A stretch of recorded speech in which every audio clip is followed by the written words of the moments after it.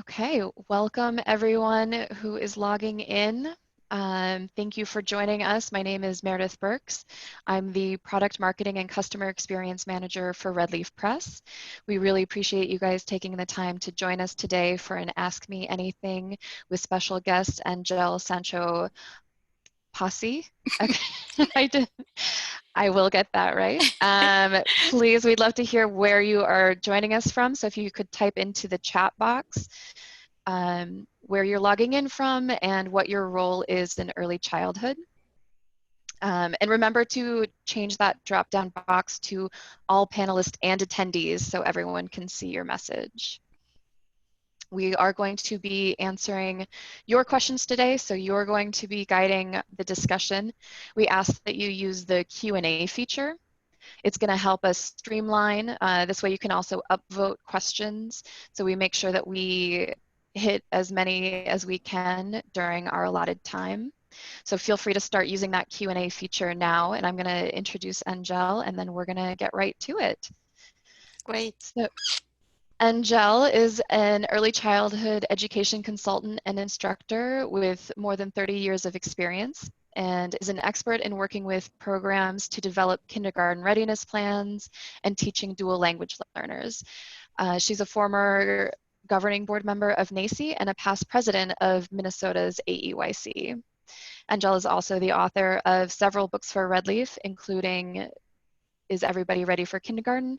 And a brand new book that we should have finished books, I would think, within the next week, called Creating Diversity-Rich Environments for Young Children, and that is a new Redleaf quick guide.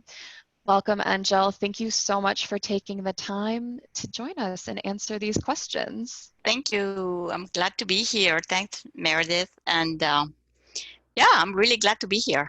And I have done a lot of thinking about this pre-K digital to kindergarten classroom. So I'm happy to explore the idea together.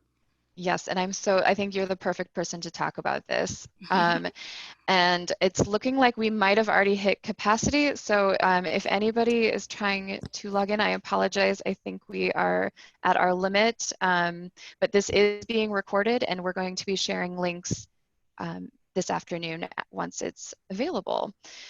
So we're going to start. I received this question from Diane in Culver City before we started. We know children will know how to read and write when they are developmentally ready, but how do we make sure children are ready socially and emotionally for kindergarten via Zoom or other online platforms? Yes, I think that's a great place to start. It is. It's a very great place because some children are actually watching Zoom and seeing their friends with their teacher all together.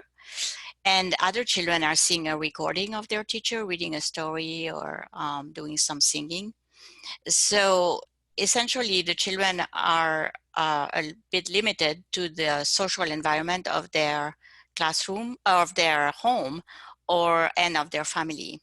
And so the one thing I would think about most is not to separate the social emotional learning from the literacy learning. And by that, I mean that everything that you do to be a good person and somebody who gets along with others is essentially what we call listening, talking, reading, and writing.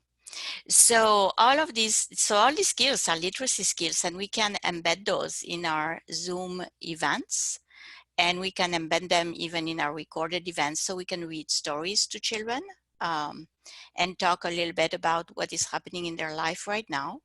We can talk about how it might be different from the way it used to be and maybe the way it will be in the future. We can write some words that we know that make us think about how we feel about playing at home and maybe not being at school. We can also so anyway, so it would be listening, talking, reading, and writing. So in that sense, I would sort of like put it all together and I would not separate them. So every time I think about how to develop social skills, I would think about the tool of literacy that I have in order to do that, if that makes sense. Yes, does. Thank you.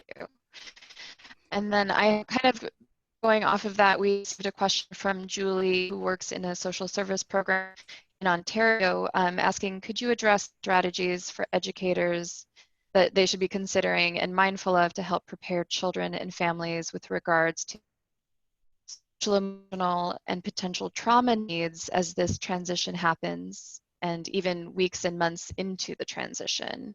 What can we expect from children, and how can we help children and families cope? Yeah, that's true. When I read the question, it made me think about that collaboration between the pre-K and the social service agencies. So we don't know exactly what experience the children will have had. Maybe they will have been easy ones, and maybe they will have been traumatic ones. So for the social service agency, my recommendation would be to prepare, to have resources available, and to have them even in a written form that is in plain language and easy enough for families to understand. That if they have a particular concern about a relative who may have died, or if they have had some severe uh, economic difficulties, that there would be a simple kind of way to refer them. And then on the other side, on the side of the kindergarten, I would say, we always say to early educators to have resources available. And I would say find those in your community, and then have them available also for the families who need that special uh, care. And so it would be taking a little bit of time of figuring out what is needed in your community, or what is available in your community, so you could be sharing it. Mm-hmm. Mm-hmm. Mm-hmm. And then we have a question from Melanie, who is a youth services coordinator for a library in Pennsylvania, that she said, many public libraries are providing digital programming this summer. What might we do to help schools in making children ready for what she calls COVID-19 kindergarten? Yes. Well, I don't know. It's kind of an interesting uh, title, COVID-19 kindergartens, Mm-hmm. but why not, right? That is what we are doing. So I think, yeah, for the libraries, it would be really nice if they could put together a bit of a kindergarten kit. So it would be, as they're putting together programming for all of their preschool families and their infants and toddlers too, if they could put together some pre-K, so it would be just special for those children and families going to kindergarten. And so it may have some books about going to kindergarten. It may have some I know that some programs do not want to use worksheets, for example, but I would say it's not a bad thing, since children are likely to be exposed to them in kindergarten. So it may be about writing letters and writing numbers. It may be encouragement for learning to write their name and the name of other people in their families. So it might be and maybe 2 or 3 activities that parents and children can do together. Very often, I mean, we've spent a lot of time talking about quality of preschool and making it sometimes very complicated, frankly. And so now I think with COVID-19, we have the opportunity to look at it from a simplified but not simple perspective, which is that we need to rethink everything that families do that actually are preparing families for kindergarten, and letting them know that when they do things around the house, when they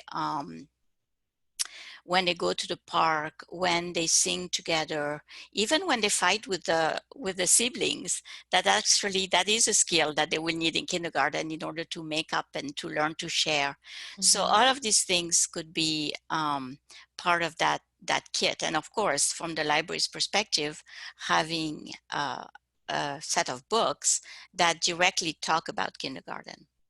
Mm-hmm. Mm-hmm. That's great. Yeah, I learned a lot about negotiating and problem solving, fighting with my sister when I was growing Yes, up. yes, So yes. So you can use that yeah, in school too. Those are the yeah, same skills. yeah. Uh-huh. Okay, and now those are the pre-submitted questions. So now we're going to go to the live ones. And remember, you're all our participants, if you'd like to upvote a question, if you have something similar that has already been asked and you want to make sure we get to it, use that Q&A feature versus the chat, just because the chat, it gets a little messy and it's easier for me to keep track on the Q&A. So we're going to dive in Yeah. here. All right. First one, how will it be possible to help our new students with separation anxiety at the beginning of the next school year while maintaining social distancing? Yes, and so this is something that in a way relates to the previous questions too, is to remind the children that when and if they go back to a classroom, which by the way, some districts or schools are planning to do a hybrid program where they will be part of the week online and part of the week in the classroom. So we can start talking to the children about the fact that their moms and dads will not be able to stay with them Mm-hmm. the whole time. Maybe they can carry in their pocket a little note from their mom or dad that says, I love you. Maybe they can have a little drawing that they leave for their parents. So having very concrete, again, those are literacy activities that the children and the teachers and the parents can prepare together, and talking about it, that it's going to be hard. For some Mm-hmm. children, it's not going to be hard, but for other children, it's going to be a little harder. And maybe they will even cry a little bit at the beginning. But then once they see all the things that they are learning and the fact that they will for sure go home, then they will feel better about it. So preparing them for the separation in a very matter of fact and supportive way. Mm-hmm. Great. This one is from Mariva.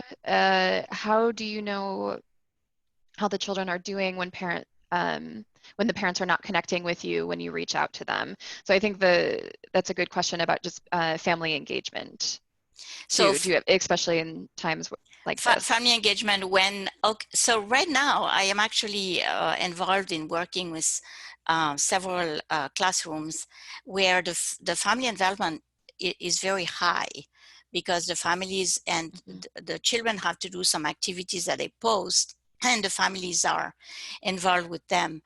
So other programs that I know have found a way to either text parents maybe once a week and say and check in to see how they're doing.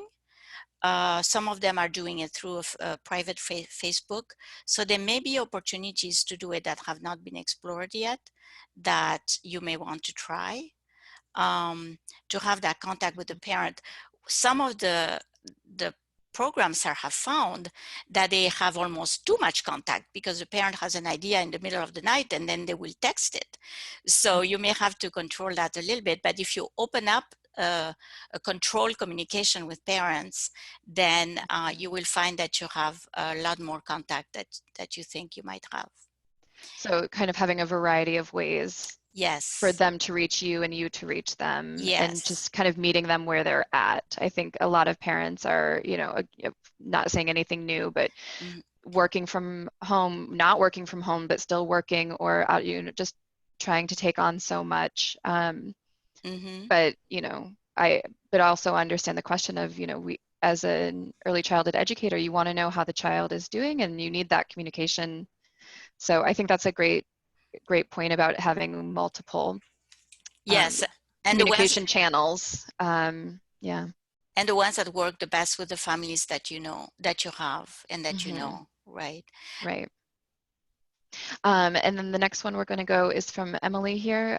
What are some best practices in virtual learning, understanding child attention span, the value of face-to-face interactions, but also given the fact that families have had to, quote, opt in to technology to make these closer connections happen?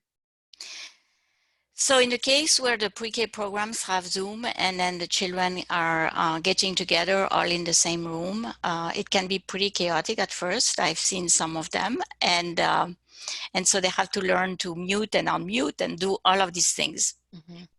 Some of them, the ones that have asynchronous kind of uh, interactions where it is a recording from the teacher, then if the parents are there to help the children, who are there to what we call mediate, right? Whatever is happening with the child, then the children really learn very quickly. Sometimes we think that this is going to be very different, but frankly, for these children, this situation is going to be what they know. So when we talk about the new normal, this is essentially the way it's going to be for them. So in some ways, not to get to be the ones that remain calm in this situation of technology with young children, because they think it's the way to go. Now, how long to do it? So if you're doing a Zoom meeting, I would say that it should not go more than 20 minutes if you're doing with the whole classroom. Now, some classrooms have decided to break the children into 2 different groups or 3 groups. So it's not happening every day, but they are doing maybe 5 or 6 children, 1 day a week. And it doesn't seem like it would be necessary to do a Zoom meeting every day with the whole class, because that becomes a burden on the parents who have to be there, and they have a lot of other things to do, sometimes even use the computer themselves. Mm-hmm. So, so to have a combination of recorded messages and maybe 1 Zoom a week might be enough. Mm-hmm. Great.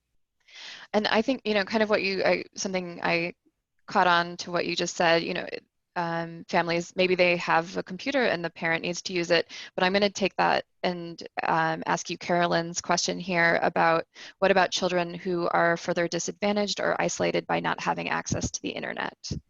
So we've Yes, talked a lot about digital and online learning, but what about families that don't have access to that? I think that's a great question, Carolyn. Thank you for yes, it asking is. it.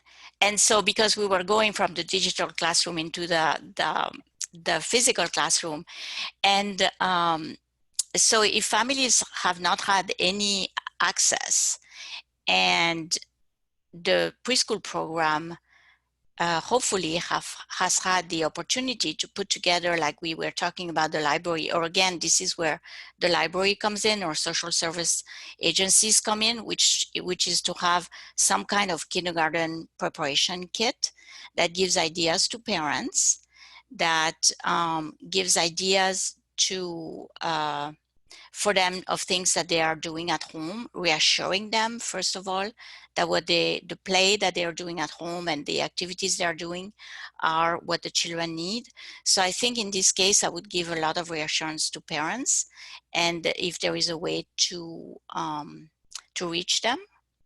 Now, some of the classrooms I was telling you that I'm working with are actually, some of them are Latino families who are very low income, and who the fortunate part is that the district where they are in was able to provide them with internet access as well as with tablets. So some districts have more resources than others. But if they don't, I would go with the paper kit, and find a way to distribute them. A place to distribute them would be in some areas they're having food distributions even in the schools. So they have a truck that comes once a week and that has food distribution. That would be a place where I would have my little kindergarten kit for the families too.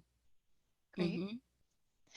And then we have one from Rosalina here, who is a preschool teacher with 24 students, ages 3 to 5 years old.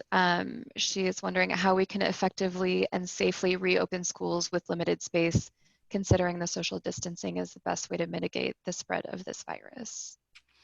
Yes, that is the question that everybody has. And I think this is where it's difficult also to reassure families that we know exactly what's going to happen in the fall, because lots of thinking needs to happen. So in some states, the Department of Education and the Department of Human Services is setting very clear guidelines, and is involving the programs into how to do this reopening with less children per classroom. So that's where I would go first, would be to the Department of Human Services and the Department of Education of my area, my state, and find out what they already have in place. The next thing then, and usually they're doing this work in collaboration with preschool programs and childcare centers. So everybody can put their ideas together. And if in the absence of any official support, then it would be how do I make it work? How can we afford it? And also in some places they are thinking about having separating the children. So some children come 2 days a week and some children come 3 days a week. Or 1 week and then the following week they alternate. Some children might come in the afternoon and others in the morning. So it will take some work. Yes. So hopefully we have a few months to work on that and to be able to have a plan so we can tell families and children. Yep. Yeah, prepare them by telling them ahead of time. Absolutely. I'm gonna grab one from the chat box that I saw. Any ideas, this is from Billy Ray, any ideas of introducing the children and parents to wear masks around the center? How should we Yes. introduce wearing masks? Any ideas there? Yes, yes, yes. So you can do that with, well, you can do that with dolls, with stuffed animals. You can do that with yourself. So you could even do a little video of yourself wearing a mask and then putting your mask on and then playing peekaboo essentially with your mask and saying, you know, this is the way it's going to be when we go back to school. Everybody's going to wear a mask. And the reason we do that is because there is the virus. It's called COVID-19, and we all want to be safe, so our mouth and nose are covered. And so I've actually seen someone who did, a teacher who did this little, it was 2 minutes on the video. And then that was a preparation before the children arrive. And then once they arrive at school, and we might also say, you know, I don't like to wear the mask either. It's like, it's very inconvenient. And sometimes I just feel like taking my mask off. Well, we will have to keep them on because that's the new rule, but we can take them off when we are eating. And then when you go home, you also probably don't have to wear your mask. And so letting children know that though it's an inconvenience, we're doing it to help each other stay safe and healthy. Mm-hmm. Excellent. And I see a couple of people have chimed in on that as well. And Lena Saunders said that Build-A-Bear did a video on how to make a mask for their bear. So thank you Okay. for that suggestion, Yeah. Lena. I think we can probably find that online. And then it also works great with a puppet. Yes, this is a great Yes. suggestion. So it sounds like Mm-hmm. people are Mm-hmm. loving these Yeah. ideas. Yep. I've also I'm going to quickly mention, because I've seen quite a few of these questions about if there will be a certificate for this webinar. There will be. It will be emailed after this session is over. So, and let's see. We have one here. Most books, read aloud books, are about going to a physical classroom. How to bridge the gap as we go from a pre-K Zoom to a K Zoom. Any suggestions? Mm-hmm.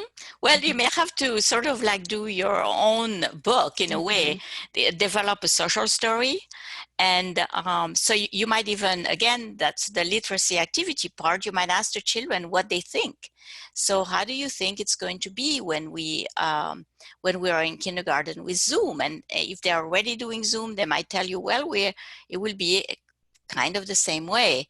And what kinds of things are we going to learn? Well, we're going to learn to sing, we're going to learn letters, we're going to learn numbers, we're going to learn to write. So you're going to show me how to do that. So essentially, reassure the children again that what we will do on Zoom will not be in the classroom, but it will be very similar activities. And so when we go back to the classroom, we will know how to do all these things already. So yeah, I saw a comment about writing social stories, and I think that in the absence of books that already exist, I would say that you have a wonderful opportunity here to write social stories with the children. It doesn't have that you have to invent them, but you can involve the children in helping you with the ideas. And then your Great. puppets will come into action, or your personal dolls if you have any. Excellent. And then I have a question here. It looks like we have a home visitor It who looks like is, I lost the sound from you. oh, can you hear me now?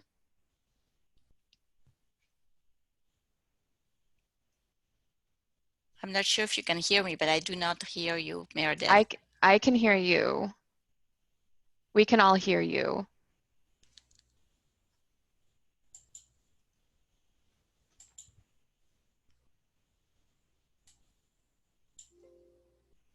Okay, it looks like my sound is back. Okay, Okay, good. Oh, great. I don't Sorry. know what Phew. happened. All right. I don't know what happened there. Okay, There's we're always got here. to be flexible. Thank you, Yeah, everyone. yeah. Sorry for that pause. Uh, Glad that you didn't lose us completely. I was just saying that we had we have a couple of home visitors who have joined us as well, and I'm wondering if you have any suggestions for home visitors or ideas on how to. so home visitors who have access to internet, or who may not have access to internet, but I mean to to technology when they are visiting. But I would say that again, it's the same thing. So for the parents, for home visitors, for the parents, big is to reassure them that the children, that the home activities are preparing the children for kindergarten. And ask the parents, what do they think the children, what do they want their children to learn? So in my experience, parents, especially parents who have a low level of education, will focus on the academics. And what I say to the professionals working with them is, go with the parents to that part. So if the parent says, I want my child to learn the ABCs, I will say, yep, okay, so let's see how we can teach the ABCs and how we can do it singing, or how we can show letters. If they say, I want my child to be able to write his name, then let's go with the parent there too. I think it's a mistake to tell the parents, oh yes, but we want your child to have all these other skills before they can do academics, and that really derails the parents. So we need to find simple, easy to do at home literacy activities for these parents to do, and reassure them that what they're doing with their child is preparing the child. So there's no magic that that could happen, except for their daily life with the child, and they're talking, they're helping their child to listen, they're talking, they're reading, and they're writing with them. So yes, Yeah. that's a very important way to think about parents, uh, to help them to not dismiss their concerns. Mm-hmm. Great. We have a question over here from Francine. Will you speak to kindergarten retention, especially for students who had poor attendance from the beginning of the school year? She's aware that research says retention is seen as a negative action, but with COVID, what do you think? So by retention, would that be keeping the children in kindergarten I believe so. and not moving them on to first grade? I think that's what she Okay. is wondering. Well, retention in general is really needs to be very thoughtful and not blanket. So for all the children this year, uh, if we went by the idea that missing school is an indication of retention, then we'd retain everybody, which would be backlogging, right? So I would say, okay, let's move on. The idea is for us, if we are kindergarten teachers, when we receive these pre-K children who haven't had a full year of preschool, traditional preschool, I would say I would look at them where they are and then move them along. And I would not worry about having them learn the social skills and then teach them the academic skills. I would do everything at the same time, because the best way is to have children hang their learning on something. So for example, I would have the children always I would have a literacy bucket to go outside. So there would be some things that the children can do. They can write signs for the playground or whatever. So, but going back to the question of retention, I think that we need to be very sensitive to not assume that retention is going to be helpful, Mm-hmm. but that we think about how to um, help children catch up in some way at the beginning of the school year and throughout the year, because someone else mentioned that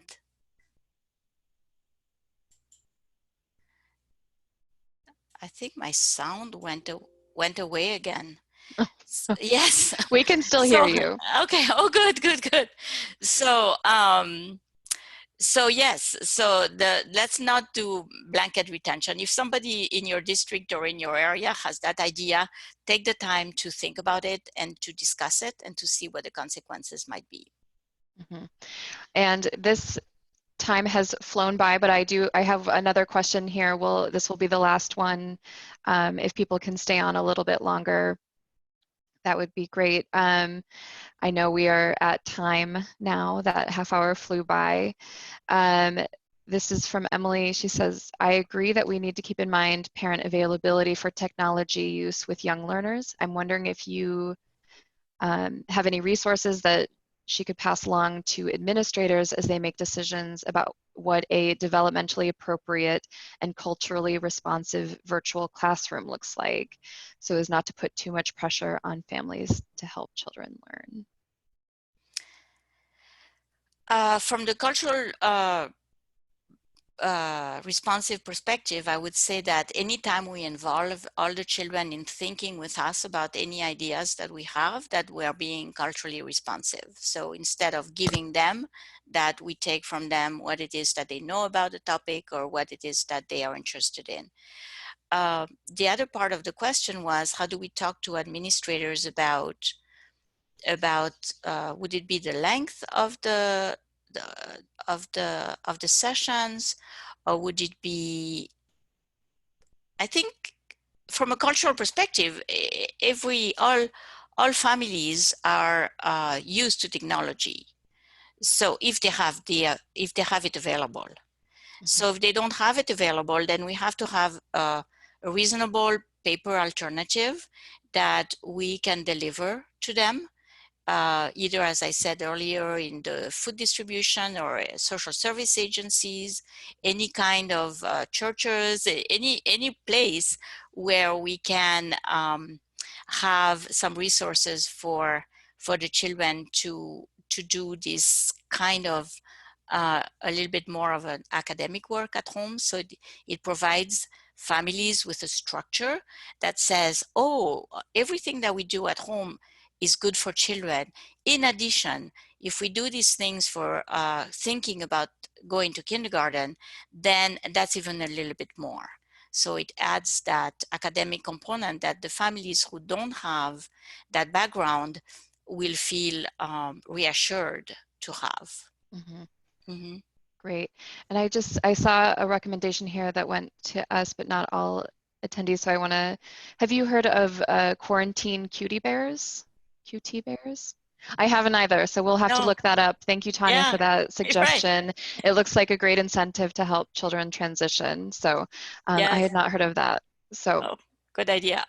great idea. Okay, that is our time for questions. Thank you again, Angel, so much.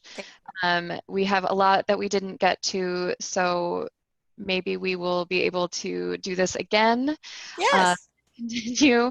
I just have a couple of quick ending notes here. So again, thank you everyone so much for joining us for this Ask Me Anything, transitioning from digital pre-K to kindergarten classrooms. And I just wanted to note these are Angèle's kindergarten readiness resources. It includes a workbook, I'm Going to Kindergarten, that is meant to be used with children and educators and families, as well as her book, Is Everybody Ready for Kindergarten? A toolkit for preparing children and families, and the Getting Ready for Kindergarten Family Companion that comes in a pack of 25 and are meant to be, so maybe those are a good addition to those paper kits that you might put together. And we are also offering 25% off all of Angèle's resources from Redleaf. So these are her 3 other books, and including her newest one, the Creating Diversity Rich Environments for Young Children. So you just use code Angèle, that's ANGELE, when you're shopping at redleafpress.org, or however you order, if you call customer service, just mention that you participated in this webinar and we will give you that 25% off. I also, if you've joined us for our webinars in the past, you've heard me talk about early childhood activities from Redleaf Press. This is a free program. Message and data rates may apply, but we send weekly activities directly to people's phones. You need a smart mobile phone because they will be sent as links, but you can sign up for Mondays are the infant toddler activities, Wednesdays are preschool, and Fridays are school age. And you can choose, if you are only working with preschool age children, you can just do Wednesdays. If you'd like to see all of them, you can sign up for all 3. It is free to register. And this is a resource that I would love for people to share with their families as well. All of the activities are taken from Redleaf Press resources, so you know that they are developmentally appropriate, they are play-based, and we hope you have been enjoying them. If you have already signed up, you can register for that at redleafpress.org/text. I've also included my information here. We'd love to hear from you and see how you've been enjoying these sessions. I'm going to be following up with an email later today that will include this certificate of participation. So be on the lookout for that. If you do not see it, feel free to shoot me an email and we'll make sure you get it. Angèle, thank you again so much for Thank you. joining us. Thank you everyone for the questions. That was amazing. I hope you have a wonderful day. Thank you. Have a good day. All right, bye-bye. Thank you. Bye-bye.